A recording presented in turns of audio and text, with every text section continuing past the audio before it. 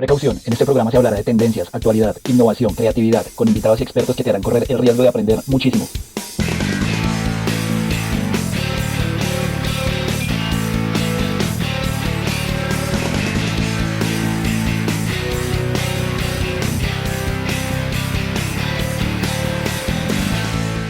Por un lado tenemos a Rusia, por otro lado tenemos a Estados Unidos y justo en la mitad, bueno, más o menos en la mitad, está Ucrania, que es un país que actualmente vive un conflicto que aqueja a la comunidad internacional y que también te debería importar a ti.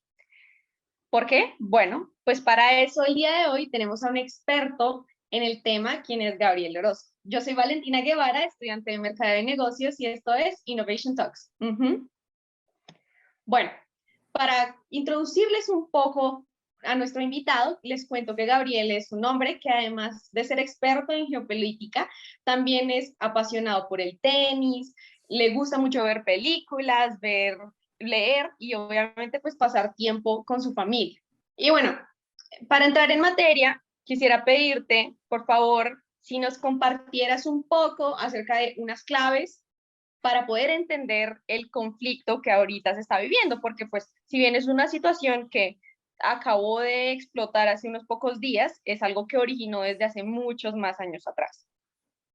Muy bien, muchas gracias por la invitación. Un gusto estar aquí en Innovation Talks y poder arrojar luces, mostrarles la importancia que tiene esto, la incidencia que tiene esto en nuestra vida y esperemos que en el transcurso de la charla podamos ir aclarando algunas dudas que tendrá el público en general. Yo diría que el conflicto actual tiene tres momentos o tres antecedentes claves. Uno es la caída del muro de Berlín hace ya prácticamente 30 años, por allá en el año 89, principios de los 90.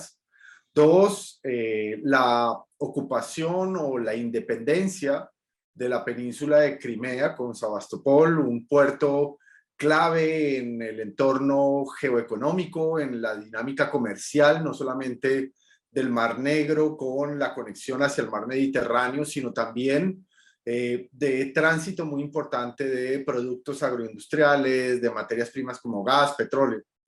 Y el otro momento tendríamos que ubicarlo a principios de este año con la escalada de la tensión que nos ha llevado a percibir y a constatar una nueva guerra que seguramente la gran mayoría de la comunidad internacional está en contra, rechazando, pero que se está realizando en el teatro de operaciones que es en estos momentos Ucrania. Entonces me remito a los tres momentos. El primero tiene que ver con la caída, la desintegración de la Unión Soviética. En su momento dado, cuando la Unión Soviética se desintegra, cuando Mikhail Gorbachev introdujo lo que se llamó en su momento dado la perestroika, la Unión Soviética llegó a unos acuerdos principalmente con Estados Unidos. Recordemos que la Unión Soviética y Estados Unidos eran países contradictorios, enemigos acérrimos después de la Segunda Guerra Mundial.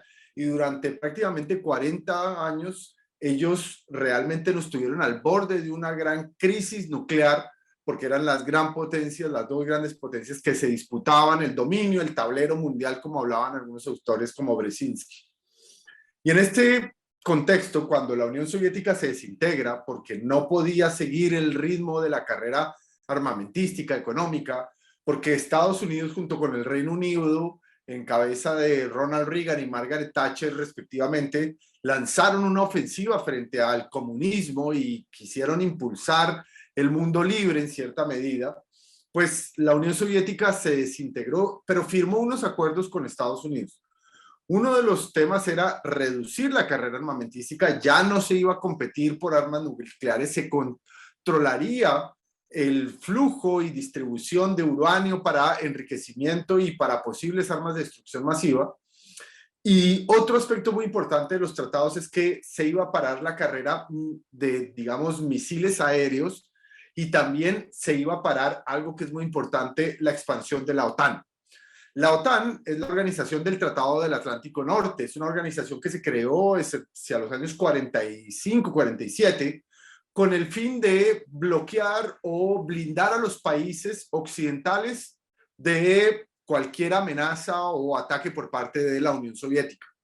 y es una organización plenamente militar y se creó con ese fin. En su momento dado, la Unión Soviética también creó, junto con otros países soviéticos orientales, el Pacto de Varsovia, pero que en realidad eso no funcionó de, digamos, manera considerable, pero lo cierto es que la OTAN sí funcionó, nunca activó su capítulo 5, que significa la asistencia recíproca, porque no hubo como tal un ataque balístico, nuclear entre las dos grandes potencias, pero siempre estuvo ahí con un consejo de, digamos, una secretaría, una especie de consejo de seguridad, con una sede que la tiene en Bruselas. Es una organización muy importante. Pero en los años 90 se supondría que debiera desintegrarse, debiera terminar, porque obviamente en la medida en que ya el enemigo no está para el cual se fue creado, pues la función del órgano debería desaparecer.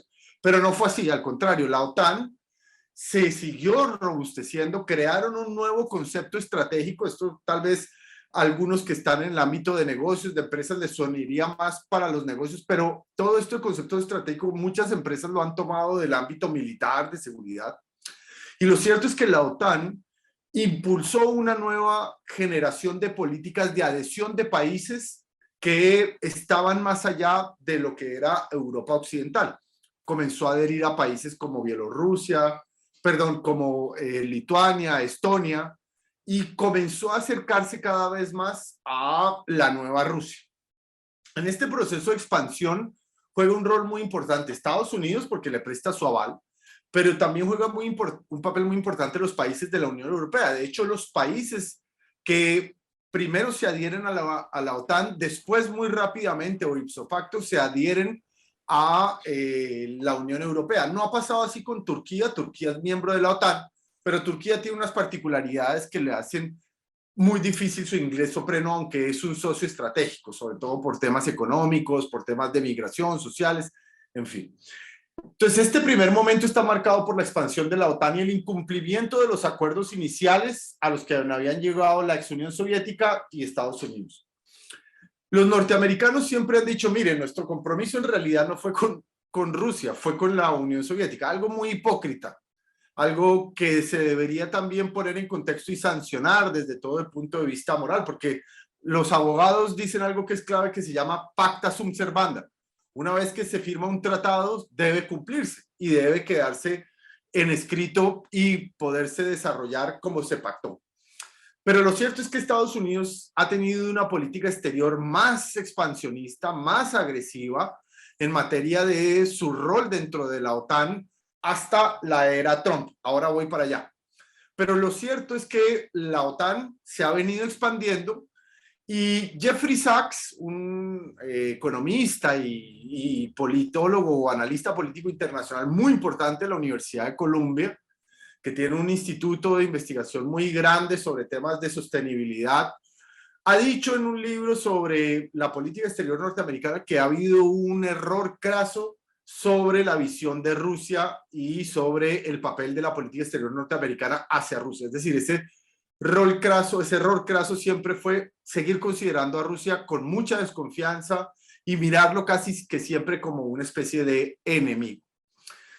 El siguiente momento es en el año 2014, 2016, en donde Rusia ve que los intentos de ingresar de Ucrania a la OTAN son cada vez más fuertes y en donde el control del puerto de Sebastopol y de, digamos, la península de Crimea se alza con una especie de revuelta u oposición hacia Rusia.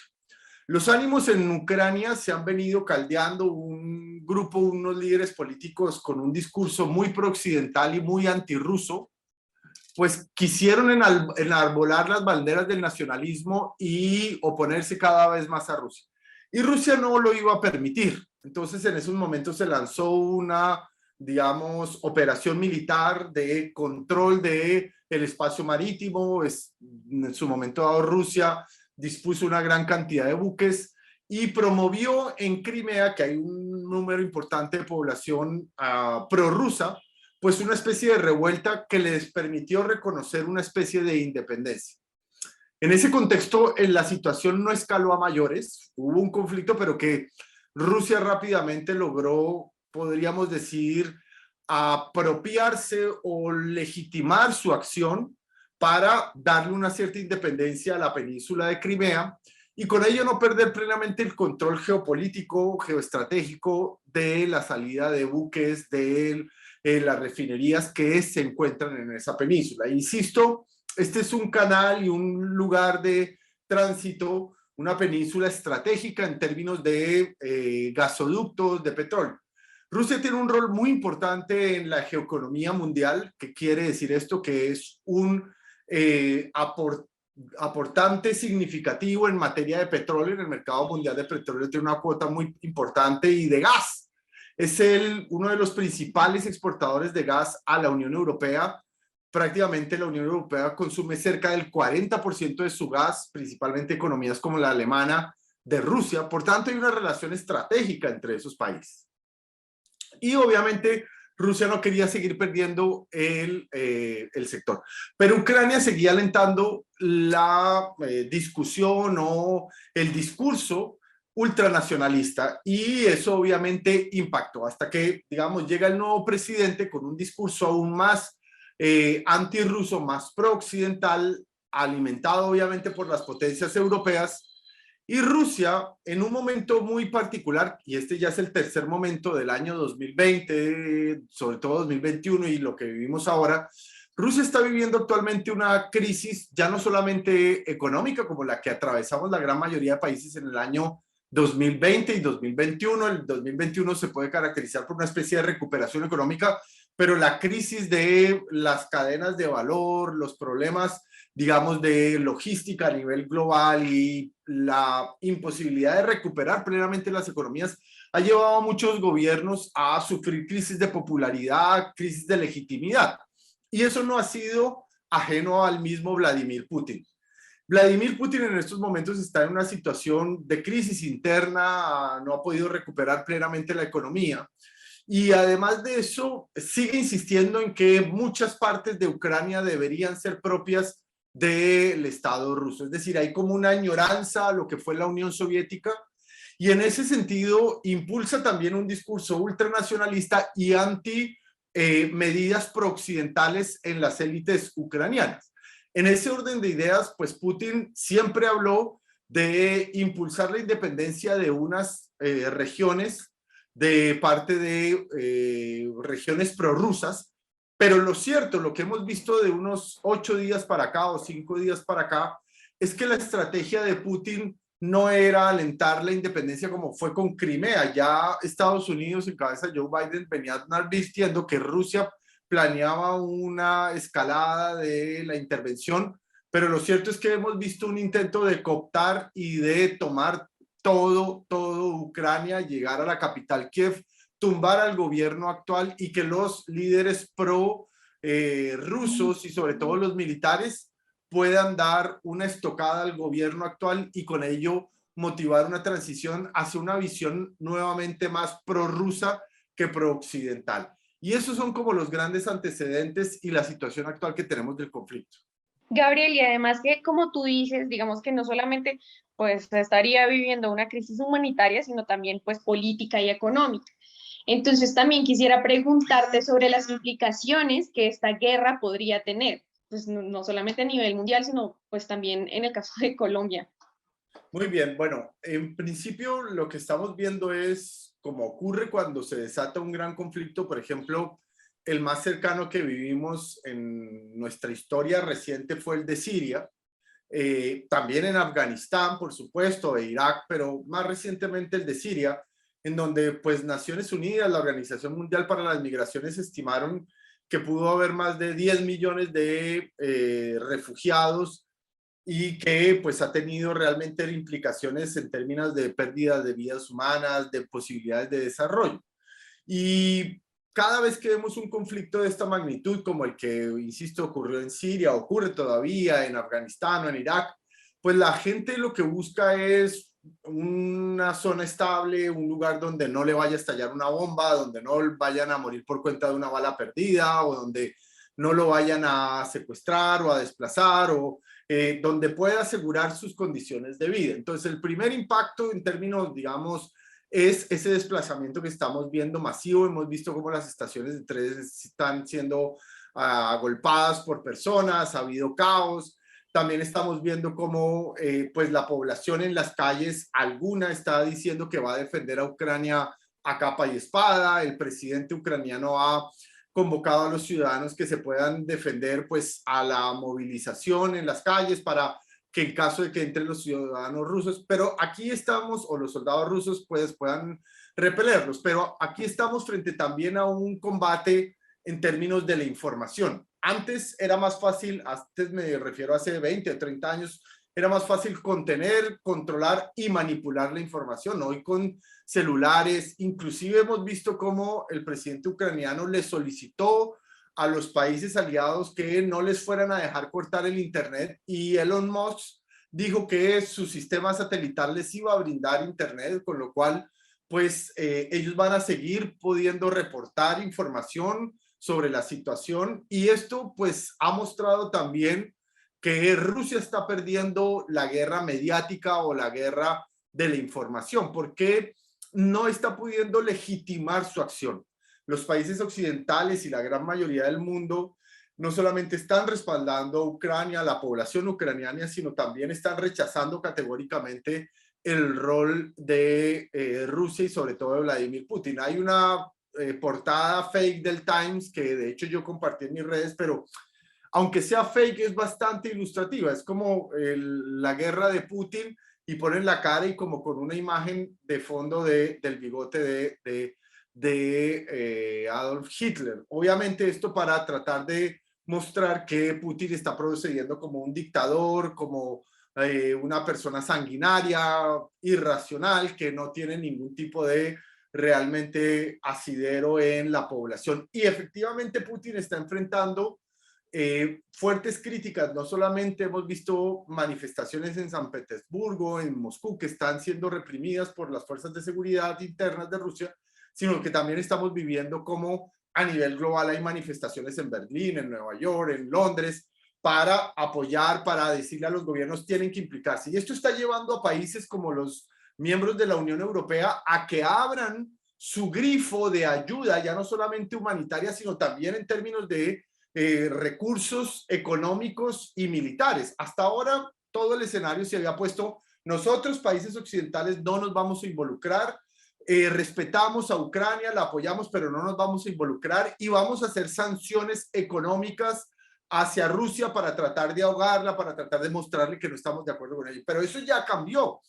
El jefe de la diplomacia europea, Josep Borrell, dijo esta mañana prácticamente que le iban a brindar apoyo no solamente económico, sino que le iban a facilitar a los miembros de la Unión Europea la venta de equipos militares a Ucrania para que se defienda. Entonces ya le están dando otra característica. La OTAN el viernes activó el código 5 del tratado para decir que en caso de que haya ataque a alguno de los miembros van a reaccionar de manera conjunta. No está diciendo que ya se va a involucrar en Ucrania, porque Ucrania es verdad, todavía no es miembro pleno de la OTAN, pero hay una actitud hasta cierto punto, hasta el jueves, había una actitud de doble rasero. O sea, yo te invito a que hagas parte de nosotros, del club, pero cuando estás en serios problemas, ahí no me involucro. Y eso está cambiando y las incidencias pues van a ser cada vez mayores sobre Rusia. Ya vimos cómo el rublo ruso ha caído más del 30% en su cotización. Los mercados lo están castigando ciertamente. Obviamente también, pues es verdad que esta economía depende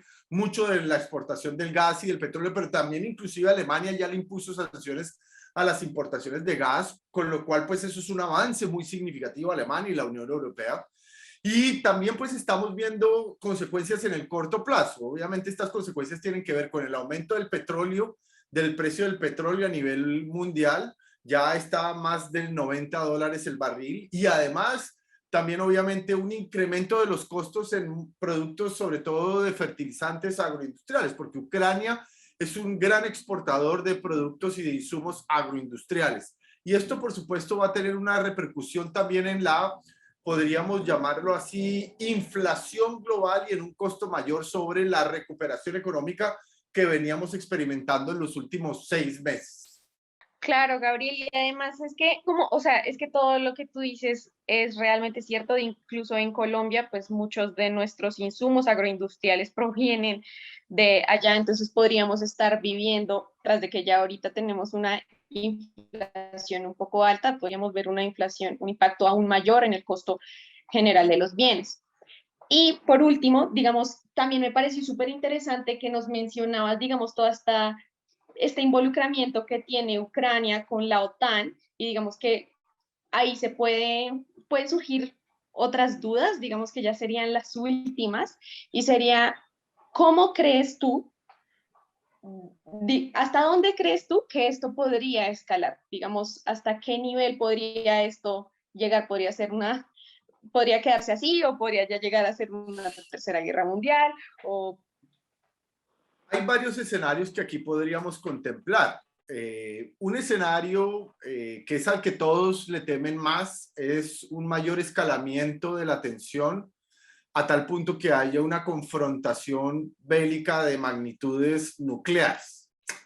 Esto, la gran mayoría de los analistas lo dicen y en foros de centros de pensamiento, en The Economist, siempre se ha mencionado como algo muy improbable, porque obviamente la magnitud de una escalada nuclear puede llevar a algo que se denomina en la literatura hace más de 50 años la mutua destrucción asegurada.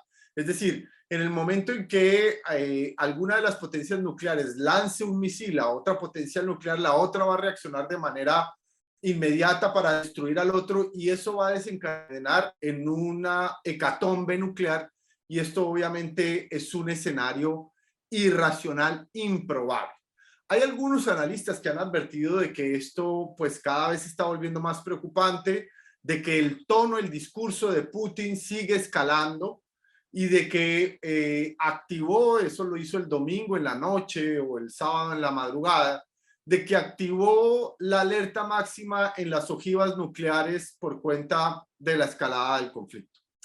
Pero lo que sí es cierto, más allá, digamos, de esa especie como de muestra de querer reaccionar de manera vehemente y de que está dispuesto a ir a las últimas consecuencias, pues lo cierto es que hoy por hoy es muy improbable que veamos un escenario de confrontación nuclear directa, porque esto, pues Estados Unidos está siendo muy cauto. Las mismas potencias europeas nucleares como Francia y como el Reino Unido están teniendo conversaciones directas, sobre todo Francia con Rusia, y en este sentido seguramente la diplomacia de alto nivel pues nos va a evitar una escalada al máximo nivel, no solamente por el matiz de las negociaciones de alto nivel, sino también obviamente por las consecuencias nefastas y lo que podría llevar a una hecatombe nuclear.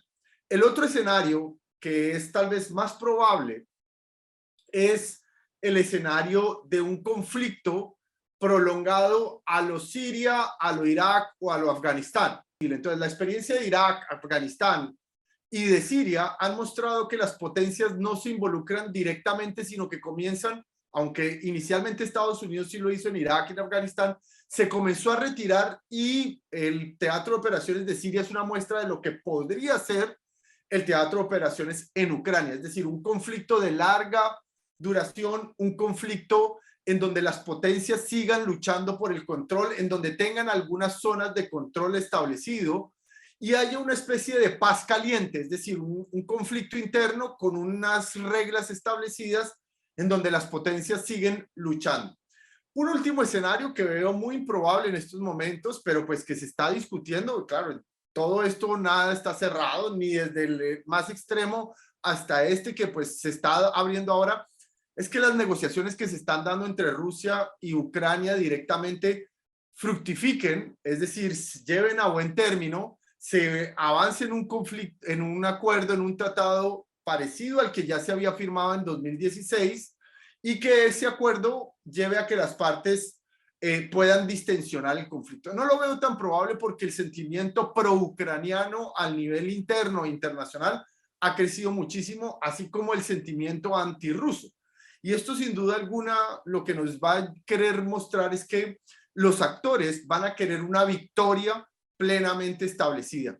Y aquí está en juego muy importante, no solamente la imagen de Putin, no solamente la posibilidad de que Putin continúe, sino inclusive, y ojo con esto es un punto muy importante, la visión que tiene China de la geopolítica, ya no solamente en esta parte de, digamos, Europa Central, sino también de su rol dentro de provincias que son conflictivas para China, como por ejemplo Taiwán, inclusive Hong Kong, o lugares que tienen pretensiones separatistas como el Tíbet. Entonces, en este concierto, China también va a jugar un rol muy importante, porque en la medida en que Rusia siente un respaldo por parte de China, va a tener legitimada su acción y va a tener un aliado en el Consejo de Seguridad, un aliado estratégico en su zona de influencia, que es obviamente vecino, y además también va a tener un aliado en términos de su política internacional de contrapeso, no solamente a Estados Unidos, sino a la Unión Europea. Así que en este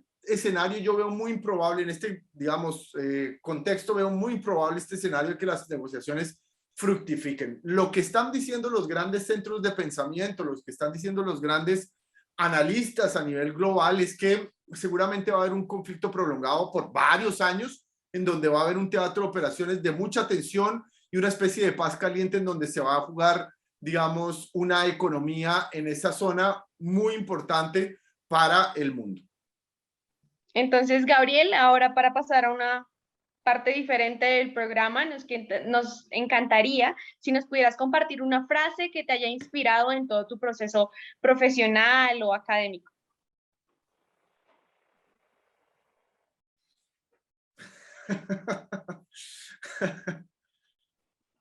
Qué tarea difícil. Una frase que me haya inspirado en mi proceso académico, en mi proceso...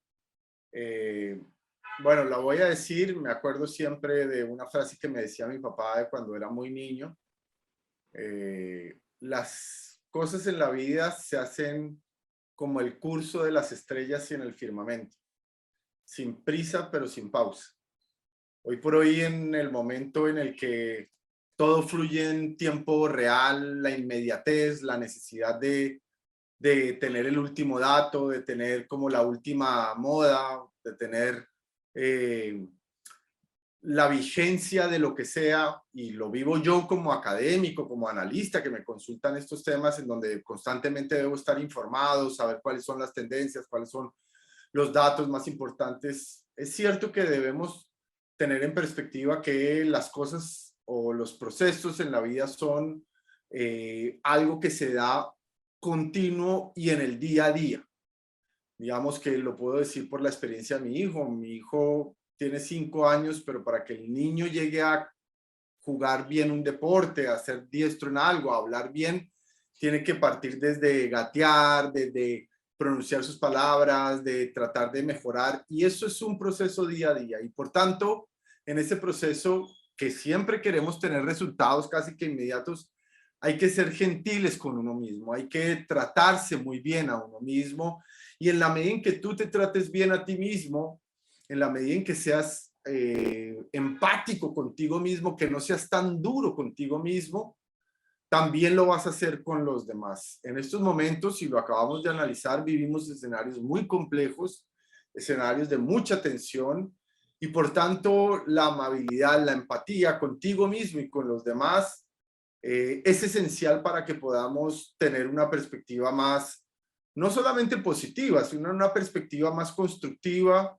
y esperanzadora de nuestra realidad. Hemos vivido unos últimos años muy duros para todo el mundo, no solamente el proceso del coronavirus, los encierros o lockdowns, las cuarentenas, la incertidumbre, las caídas económicas, los procesos tan difíciles de recuperación.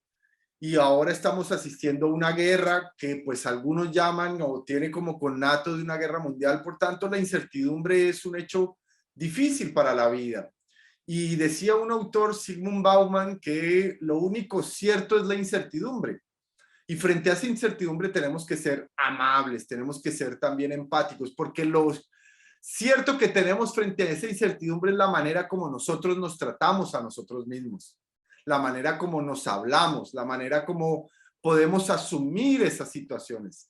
Y ahí yo creo que es en parte la clave, que ustedes jóvenes, comunidad conradista en general, podamos siempre dar ese sello de buen trato, de empatía y de mirar con esperanza nuestro futuro, porque lo podemos construir desde nosotros mismos con una mejor perspectiva. Gracias. No, pues gracias a ti. Muchas gracias también a todas las personas que nos vieron y nos escucharon el día de hoy. De verdad fue demasiado valioso todo lo que nos enseñaste y también queremos invitarlos a todos para que no se pierdan nuevos capítulos cada 15 días. Entonces, hasta una nueva cápsula. Bye.